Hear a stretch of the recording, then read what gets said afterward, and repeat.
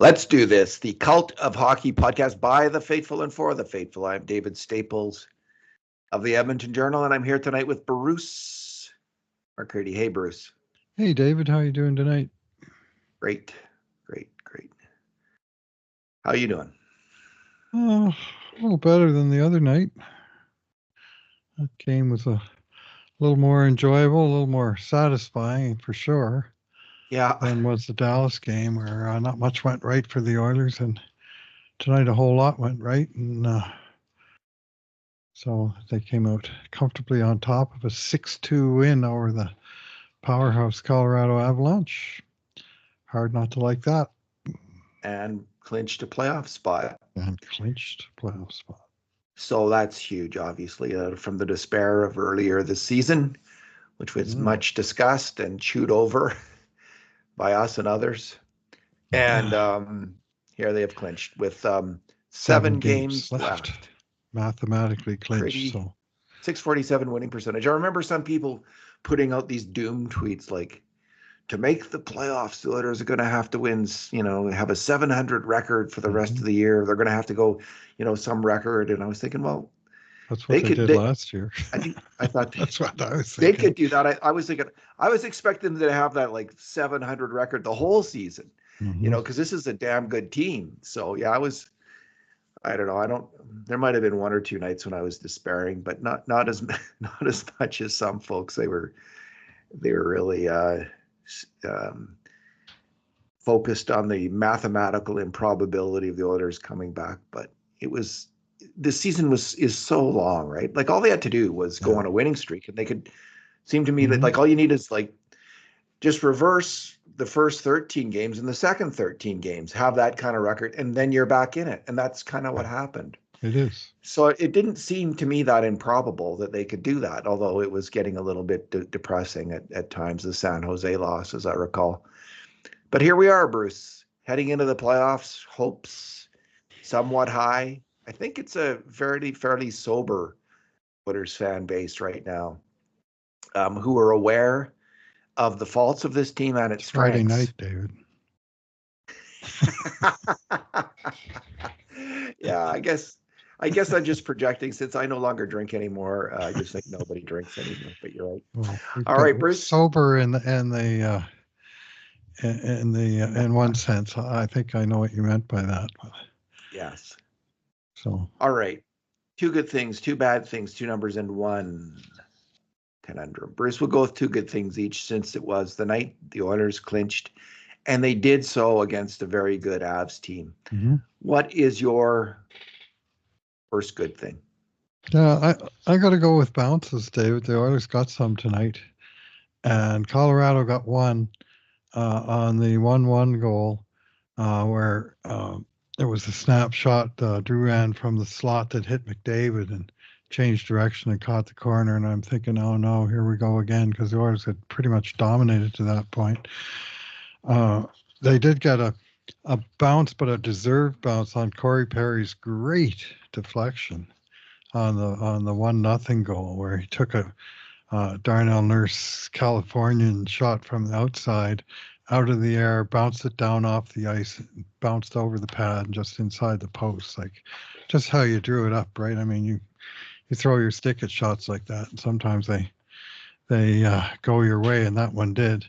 But several of the other goals were scored by pucks that actually bounced off of the other team, including McDavid's goal that made it 2-2 when he came around behind the net and he stuffed it off the skate of, I think it was Devon Taves, late in the first period. Then Matthias Ekholm, who really stuck it to Colorado in several ways in this game, scoring what turned out to be the game winner on a rush with Draisaitl, where I'm trying to remember exactly how that. I mean, he didn't shoot it in, and I thought maybe he'd stuffed in the rebound, but in fact, the puck I think kicked in off the defenseman's skate. And who was out there for? Did Ekholm put it in? I don't even think he got the shot. I think I think it hit the defenseman, hit the defenseman, and went in. I don't know. It was some. Yeah. It definitely. Yeah. Maybe it did go off the goalie, then off the defenseman, and I can't remember. It was. And then a terrible coach's challenge on that play. I Yeah. mean, that was a Hmm. really bad decision by the Hmm. Avs coach, because the goalie was outside the crease when he hit Ekholm. Yeah. Yeah. And then Evander Kane scored with 1.3 seconds left in the second period to break a 21 game goalless drought going in.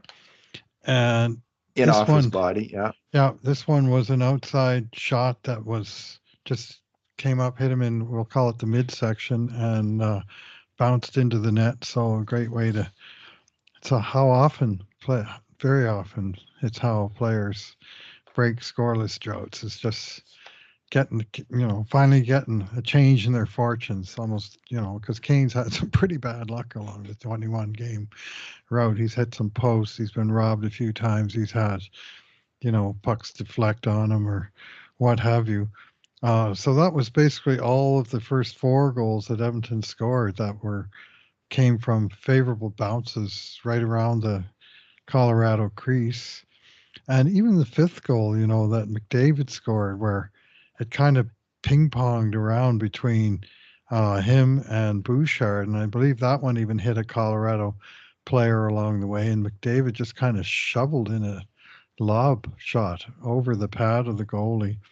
And I'm not even sure that the D man, and again, I think it was Taves, even might have got a piece of the puck on the way in, but he couldn't get enough of it to keep it out.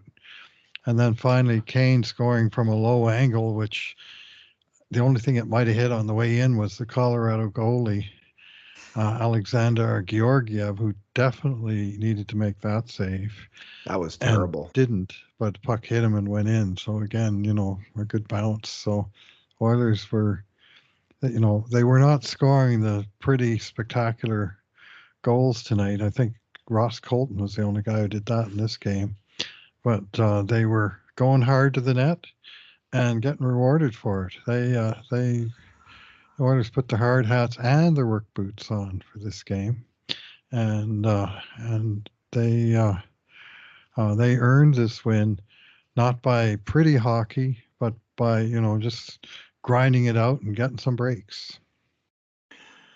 Yeah, so that brings me to my good thing of Ekholm's hit on Rantanen, his hits on Rantanen. And Two of them, yeah.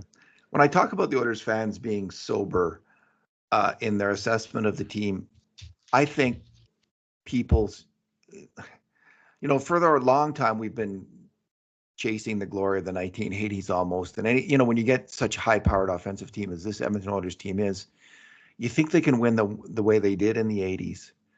And no, the 80s teams, even when they were winning cups, did tend to trade chances because that worked for them with Grant Fuhr and net and the finishing of that particular team. But they were so they weren't ever a great defensive team. Maybe in 1990, maybe the 1990 Cup, they were fairly more of a unit, that kind of unit. But they were a ferocious team. They were an intimidating hockey team.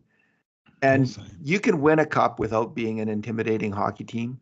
But most teams that win the Stanley Cup are intimidating hockey teams.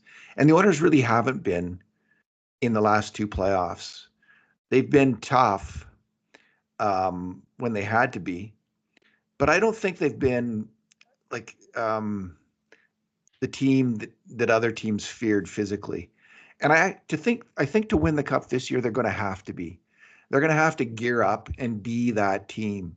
And I think they're fairly well built to be that team.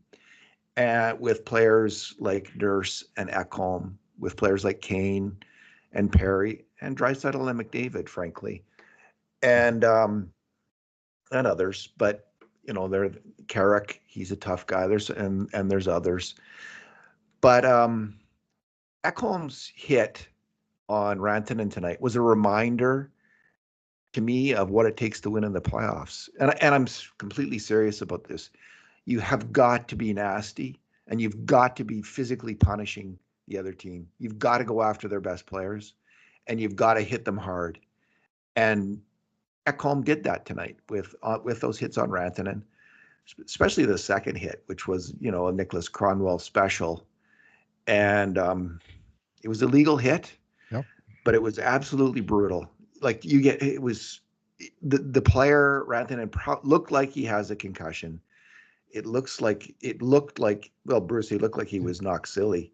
His head hit the ice, I think, after Yeah. the hit is what happened. So this is professional hockey at this level. Don't try it in beer league, my friends. In fact, just if you do it, you're a complete ass if you play that way at all in no hit hockey. Like it's completely ridiculous at other levels of hockey. But what is ridiculous at other levels of hockey is how you win in the NHL. And Ekholm's completely capable of being that kind of player. And so is Darnell Nurse. So is Kane, and so is Perry. So they've got at least 4 guys that are intimidating players. And I just think Harney's pretty intimidating too. For God, probably the biggest guy. He's always got to be careful, Vincent Desharnais, because he gets the big guy penalty, right? 2 minutes for being so big. He will get that constantly. Yeah. So it's a bit of a challenge for him in that regard. But you're right, Bruce. Desharnais is obviously on the list too of a big, strong, tough, fearsome players on the Edmonton Oilers. So that was a Messier of a hit that Ekholm put on Rantanen, and it changed the game. Like the game felt different after that, and that's how it feels in the playoffs when you have that kind of intimidating team. The last time the Oilers sniffed it, like really got close to the cup, Chris Pronger was that player, just a feared player, and because he would hurt opposing players. They were afraid of him, and he made every other player on the team about an inch taller and 10 pounds heavier. Chris Pronger did, and so good for Ekholm setting the pace. So, and they haven't played like that all year, but we've seen it now and then, and I think we're going to see it in the first round of the playoffs. We're going to see a really, really hard Edmonton Oilers team. Yeah. Well, the first hit behind the net, he just rocked Rantanen. And he's a huge guy, Mikko Rantanen, 6'4", 215. Like he's every bit as big as Ekholm is. Yeah. And Ekholm just shivered his timbers behind the net. And then the second one that unfortunately put him out. I don't like to see that to anybody. But he got, Ekholm in the post game, and you could see even at the time he was telling the Colorado guys that wanted to take him out that it was a clean hit. It was it was hard and nasty even, but in no way did he break the rule, nor did Jack Johnson, who got the cheapest unsportsmanlike penalty in the aftermath of that for just sort of getting in Ekholm's face, which is what you'd expect. I mean, if anybody hit an Oiler like that, I'd want somebody at least to be in his face, because that's what happens when hard-edged hockey is played. And I thought the penalty there on Johnson was pretty thin. But the way the Oilers' power play was really the one element of their team that did not have a good game tonight. So a penalty didn't really matter in the end. But yeah. And look at the Avs, they've loaded up with some really tough players like Josh Manson is a fearsome hockey player. The other teams have him, but so do the Oilers. Bruce, what's your second good thing?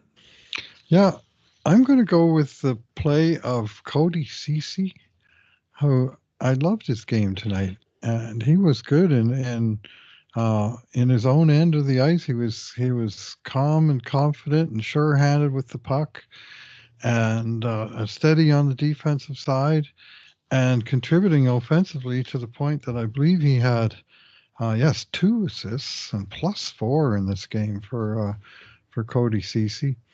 And he moved the puck up with a couple of pretty decent stretch passes. He rang one shot off the post himself. And I believe that was a shorthanded chance where first he made a big defensive play in his own zone. And then got it, cleared the slot. And then Nugent Hopkins made another good play to chip it out of the zone and then race up ice. And Ceci joined the rush as the third guy. And Nuge put it on his tape, and Ceci rang a rocket off the post. And I just thought he was a strong contributor, and he had like no glaring mistakes, no times where, Nathan McKinnon skated around him and circles around him. Like, I didn't think he got himself into any trouble at all. And he played a few ticks under 20 seconds, 4 shot attempts, a hit, 2 takeaways, a block shot, but no giveaways, no penalties, no minuses. There was nothing negative on his ledger whatsoever. And I just thought he was strong, steady, safe for 60 minutes. I agree. And my second good thing is his partner, Darnell Nurse, who was the GOAT of the last game. And much was said about that at the time. And most of it fair comment, honestly. Like, there's got a lot of heat, but he can't play that way. Mm-hmm. And he didn't. He didn't tonight. He played a much more restrained game. And he's such an interesting player because he's got a high level of skill. He's such a great skater. He's physical. He can hit. He can really pass the puck. He rips good passes. But the more I think about it, I think he's the victim of his own desire to win and his aggression. The aggression that makes him great has him often trying to do too much out there. And it's consistent. He'll make bad pinches. He'll make plays in the neutral zone where he's trying to force things, and they'll get an odd man rush. He goes down early on his blocks. If you think about his blocks when they go wrong, it's almost always he's going down early on the ice before it's time to, because he's just so keen to make that play that his desire to win and his desire to force things, he's got to let the game come to him. And when he does, man, Darnell Nurse can play some strong hockey, and he did tonight. Both he and Cody Ceci kept a clean sheet at even strength, which means they did not make one mistake on a grade A shot against, which is outstanding for a defenseman. Like even the best defenseman is going to make one a game on average. So they just kept it clean and simple, and we're a big part of this Oilers win tonight. And again, the Oilers are going nowhere. If Darnell Nurse is running around in the playoffs and making bad risk-reward decisions, they're out. Like, he's such a crucial piece of this team. And Ceci also, if he can't keep up, like if he's not up for it, this is one of the big question marks heading into the playoffs, is this defense pairing. But I think they had a statement game tonight where they can against a fast team and a good team, they can play well, and they play well when they're smart and disciplined, and they focus on defensive play, and that's what they did tonight. The Oilers, by the way, had 20-9 for grade A shots for the Oilers over the Avs, and when it came to the subset of the most dangerous shots, 5 alarm shots, it was 3-3. So neither team actually had a ton of really outstanding chances, though there was lots of grade A shots, 20-9. Your bad thing, Bruce? Yeah, I haven't got a lot of bad things to say about this game. I could harp on the power play a little bit, though they did have some chances, hit a couple posts, had some bad luck. So I'm going to rip Sportsnet. Good, go for it. Right at the end of the broadcast, and the Oilers are celebrating this big win over this big time rival, clinched a playoff berth, post game celebration, big team win because the whole team contributed. And they showed all of the stuff going on at the end of the game. And just about 2 seconds before the big thing that the crowd loves at the very end, when DeHarnay and Skinner do their high five that those two guys can do. Yeah. The skinny, Vinny, Winnie, they cut away.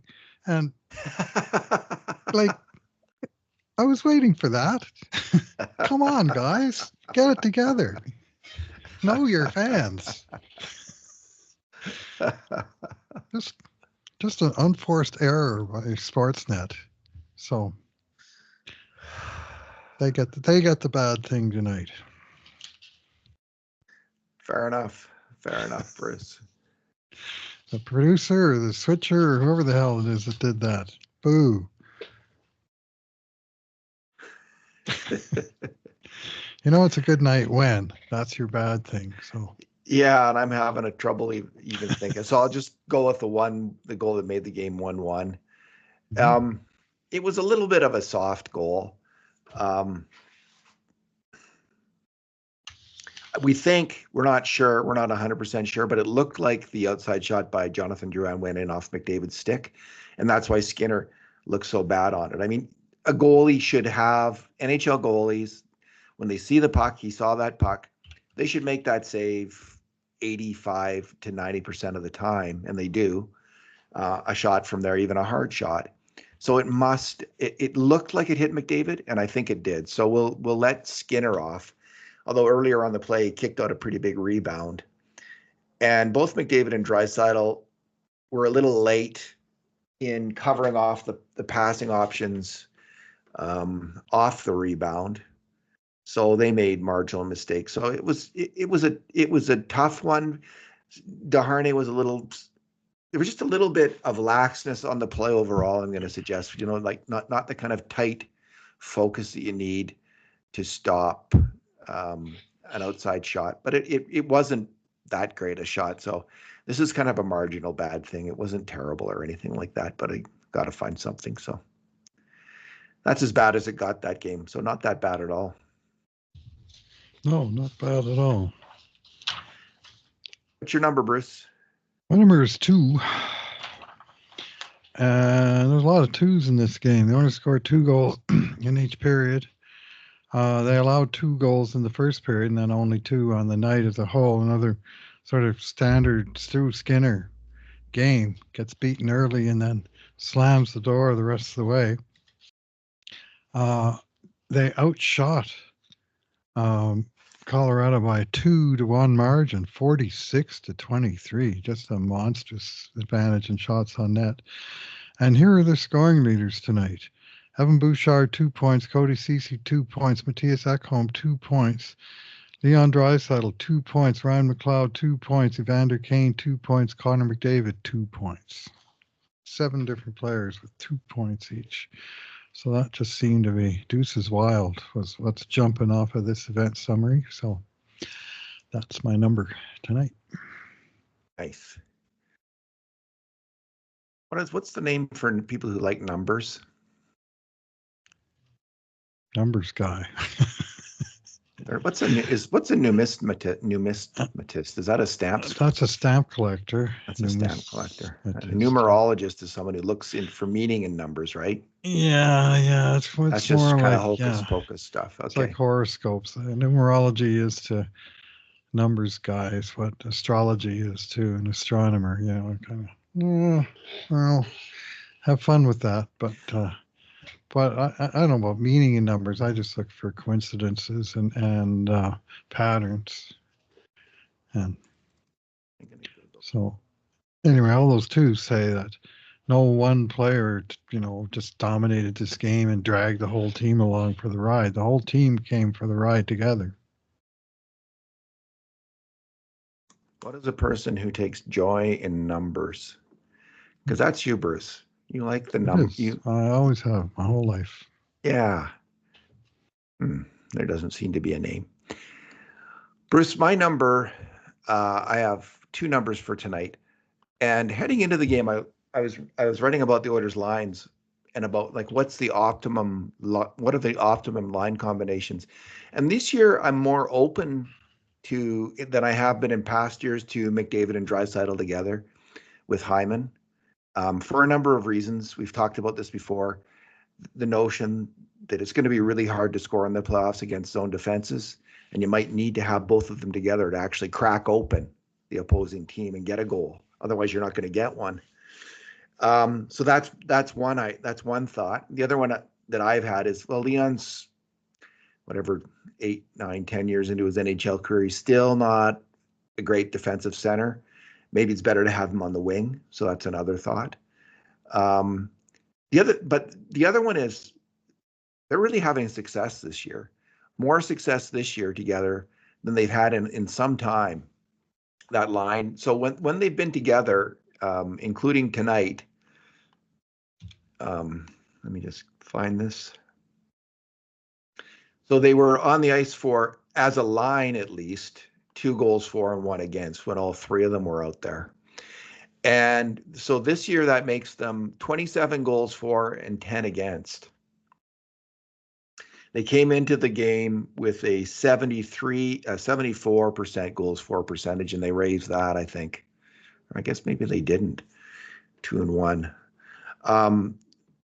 But 74% goals for percentage, that's about as good as it gets for an NHL line. I think there was one year where McDavid, Draisaitl, and Yamamoto were like at 81%, but they had only played about 100 and some minutes. This line's now played about 280 even strength minutes together, and 27 goals for, 10 against. That's a pretty compelling argument for going with that line. You know, the only thing you can say is that McDavid, Nugent Hopkins, and Hyman have also been really good. 34 goals for and 20 against in 467 minutes. And when you have Draisaitl and Foegele and McLeod, they are 12-4. They have a 75% goals for percentage. So you can separate McDavid and Draisaitl, put them on their own lines with existing wingers, and you can have two pretty good lines. So the only reason you might not do that is you might want Ryan McLeod centering his own line, and we've seen him now with Corey Perry and Evander Kane a few games, and I've liked the line, but when I checked earlier today, they were 0-3 for goals for, 0-4 and 3 against it was like 45 minutes, I think.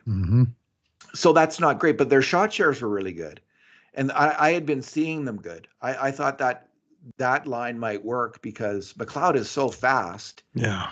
Kane's not slow, and McLeod and Perry are responsible defensive players, even if Kane is iffy. So you kind of answer that question a little bit. I don't want to see Kane and Draisaitl together, as some people think we have to have for the playoffs. I just think that's madness. So I was wondering how they were going to do tonight, and Bruce, tonight they had their best game. You know, as a line, they were out for 3 goals for and none against. So now they're 3-3 on the season. Nice. It's a line that might work, and it might work for the reasons we saw tonight. Kane goes to the net, Perry goes to the net. Both goals were scored with players going hard to the net and harassing the goaltender. Excuse me, the second 2 goals. And the first one, Perry went to the net and scored on the Californian. The outside shot tipped into the net by a guy who played his career in California, who knows all about the Californian. So he'd had a good chance on the doorstep just before that goal too. He had like a few seconds earlier. Correct. So this line might be workable. This line might work as a third line that could outscore the opposition. You need the third line to be an outscoring line as well. You need all your lines to be at least even. Yeah. But hopefully you want those top 3 lines. If you're going to win the cup, I think you need all top 3 lines to be outscoring lines. So you can always count on McDavid's line to do that. Yeah. And now I'm not sure about a second line of Nugent Hopkins, Foegele, and Henrique. I wouldn't put my money on that being a line that will have playoff success. I think they'd get pushed out of the playoffs because Henrique and Nugent Hopkins aren't big players. And they're not particular. They're smart players, but they're not physical players. Nuge has got, frankly, a lot to prove in this playoffs. He's had a couple weak playoffs in a row, in my view, and he's got to make an impact in this playoffs. He's really got to step it up. But so my preference in the end, Bruce, would be to stick with McDavid, Hyman, and Nuge on one line, Draisaitl, Foegele, and Henrique on the other, and then go with maybe this line and see how that works. What are your thoughts? Yeah, well, Chris Knobloch said after the morning skate that he was specifically powering up his first line to match up with McKinnon, Rantanen. Yeah. And that was what he wanted to do. And so he had a particular game plan in mind. And I'm not quite sure how many minutes they played against each other, and I'm kind of interested to know. So just give me a second here. I'm just going to look at McDavid's. I remember one shift in the first period where that McDavid line just were wheeling around the offensive zone, And that's exactly what you want to see when Nathan McKinnon's line's out there, is him stuck in the defensive zone. He got so frustrated, he started to get hacking away and getting physical like he does. Well, he played 12 minutes against McKinnon and Drouin, and 5 against Rantanen, who of course left the game halfway through it, and 5 against Lehkonen, who came up and took his place, and also 10 minutes against McCarr and Taves. And the Oilers outshot Colorado in that matchup. Well, I mean, they outshot them all game, but 11-7 against the forwards, 11-4 against that defense pair. That very, very high-end defense pair. And with McDavid on the ice, they were chasing, and that was the line that he scored both his goals against. All 4 of those guys. So, what is good about that line, Bruce? Hyman, McDavid, and Draisaitl in this playoff? I think they would be a really heavy line, like a real heavy hockey line on the forecheck. And if you want to beat Taves and McCarr, I think that might be the way to do it, is hit them, get on them, forecheck them. It's hard to rush chances. They're such great skaters that it's hard on the rush to actually beat them.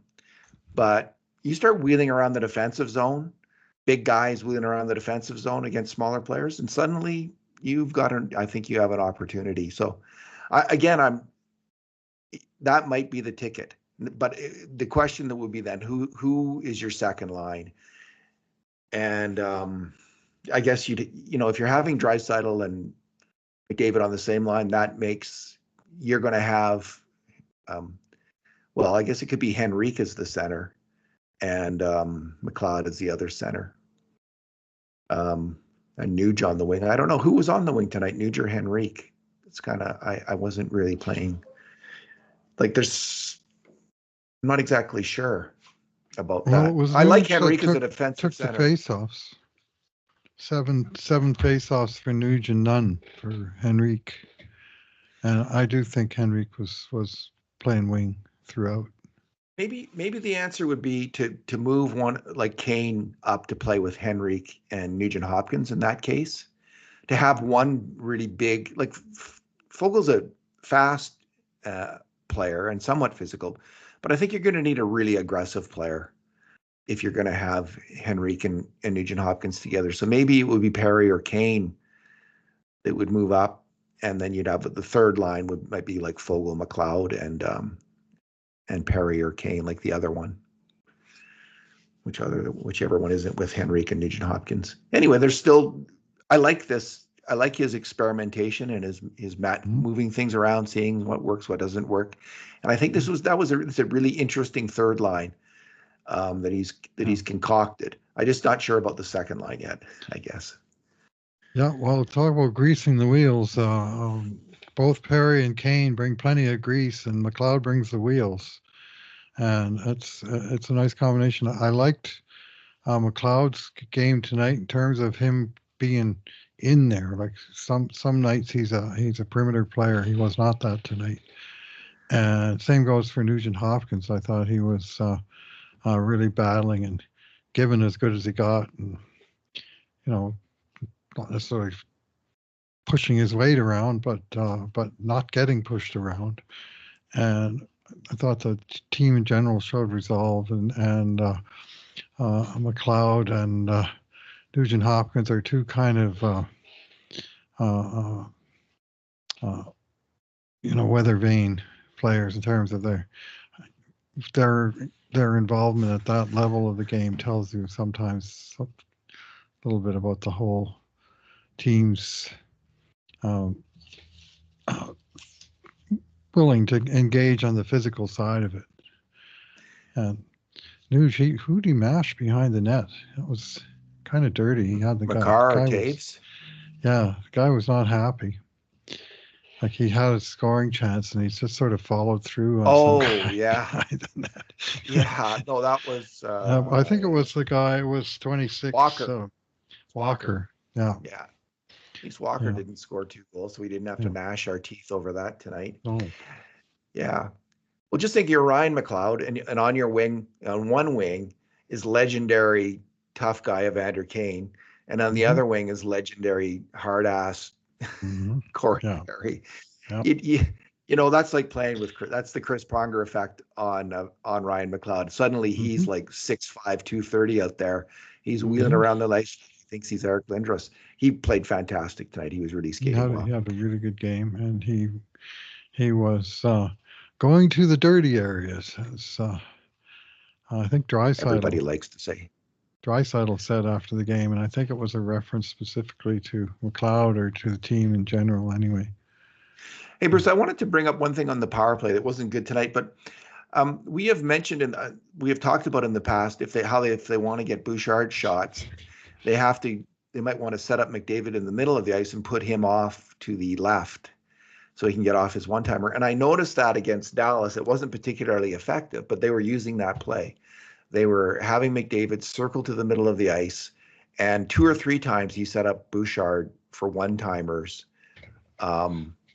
And I think that they may be, if they want to get the one-timer for Bouchard, they're going to have to do that. And it's maybe that's not a very effective shot for him at this point. Maybe he's got to work on that a bit, but he can shoot it. That's for sure. And I think if they get that shot going, that could be in a very, very effective play as well. The Conundrum. They've got 7 games left. They're 5 points up on Vancouver. I think they're 3 points up. Vegas is either won or winning tonight. 3 points up now on Vegas. What attitude do they take to these final games? Do they look at it as what? Vegas 4, Arizona 7. Vegas lost. Yes. Okay, so Vegas is now 7-4. just 1 point above LA, and the Oilers are 5 points above Vegas. Arizona just poured it on and beat those guys because I think Vegas was up 4-1, if I'm not mistaken. They got 6 straight goals in the third period. That's nice to see. Arizona. That's nice to see. Vegas. So, 5 points up on Vegas, 6 points up on the Kings, 5 points behind Vancouver. Things could change, but it's unlikely. So, I think actually we're going to see what we've kind of been seeing, Bruce, is the Oilers aren't bringing their A game every night. And I don't think you'd want them to be, honestly. Like at this point of the season, I don't think the most important thing is that they enter the playoffs healthy at this point. Yeah. And they don't get injured. Now, it's hard to play hockey. Like, you don't have to be playing hard to get injured. You can be playing, you can just be standing around and get walloped by Matthias Ekholm coming down the boards and you're out. Like it's not, they don't necessarily go hand in hand. Nonetheless, like throwing a ton of hits, blocking a ton of shots will get you hurt in hockey. And you might want to save that for the playoffs. So I don't think we're going to see a lot of that from the Oilers, this kind of super physical game or blocking a lot of shots. And what I'm saying is, there's a theory that you can't turn it off on. Some people say that you just can't turn it off and on. I don't agree with that. I think you can when you're a very veteran team. So I think the Oilers do regularly do this.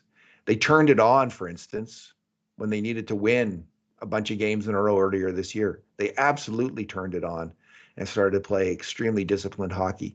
So I think they're going to play smart hockey, but I don't think we're going to see really physical hockey or the whole block shots thing for the end of the season. And if it means they lose a game or two that they might have otherwise won, I'm okay with that. What's your thought? Well, I'm just looking at the schedule down the stretch. We talked about a little bit about this last time, and about how they have 5 games in the last 7 days, 6 in the last 9, and how the NHL so kindly moved up the playoffs about a couple of weeks ago that they announced. They have moved it? Probably. That's my understanding, is that it's coming early than the original plan, which last year's season ended on a Thursday and the playoffs started on a Monday. And I thought, how dumb is that? Well, what the hell are they doing taking a dark weekend at the beginning of the playoffs? 1.9 seasons later, it sank into the NHL. What the hell are we doing having a dark weekend at the start of the playoffs? Let's change it. And if some team has got to play 5 in the last 7, well, too bad for them. Oh, it's the Oilers. Well, done.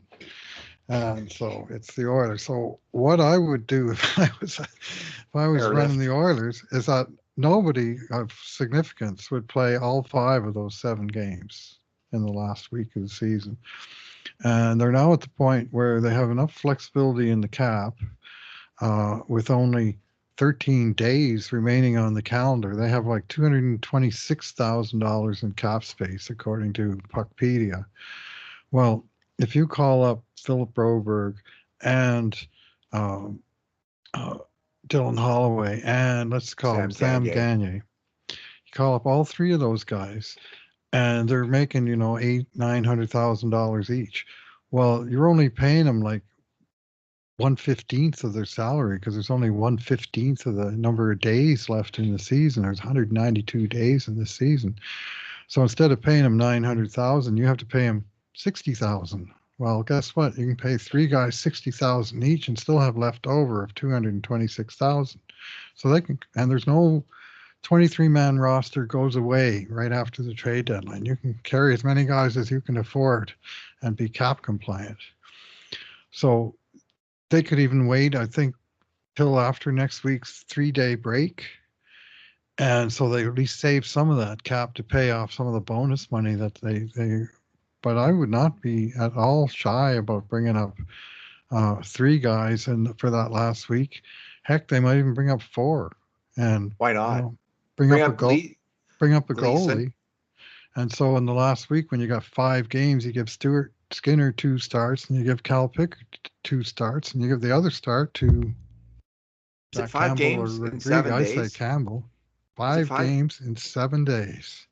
Oh, Friday, Saturday, Monday, Wednesday, Thursday. So do you insane. think they might sit up McDavid and Draisaitl for a game or 2? I think they might. I think they should. Yeah, I would think they say should 4 games in the last 7 days is plenty for any of their big minute guys. Yeah. So give McDavid, and they're playing. You don't want to sit him out probably against Vegas, and you don't want to sit him out against Vancouver because you want to like beat Vancouver 10-0 if you can. Just saying. But you've got 2 games against Arizona that just slaughtered Vegas, but that's beside the point. The games are probably relatively meaningless, and 1 game against San Jose. Well, you bring up 3 guys from the minors and you put them in for those 3 games, and you rest back home for a game, and you rest Nurse for a different game, and you rest four games McDavid in and 7 Draisaitl games. and Heim. That's enough. It's more than enough. Like, Yeah, rest them 2 games. Well, maybe the big guys, like play McDavid 3 out of the 7, and Draisaitl 3 out of the 7 in 7 days. Yeah, well, yeah. Rest them for option. a couple games because, like, why? What are you doing? Why would you risk it? And give the NHL a big FU for giving you this schedule, and they might not be happy about that, but you can just say, well, they're nicked up. Tough. Exactly. We're not happy about Vegas's salary cap shenanigans either. So this is, these are the rules that you gave us. This is the schedule you gave us. Mm-hmm. We'll do what we can with it. I remember Greg Popovich in San Antonio Spurs, great coach in the NBA, and the Spurs had got, this was just when they were starting doing what they call load management, which has become epidemic in the NBA.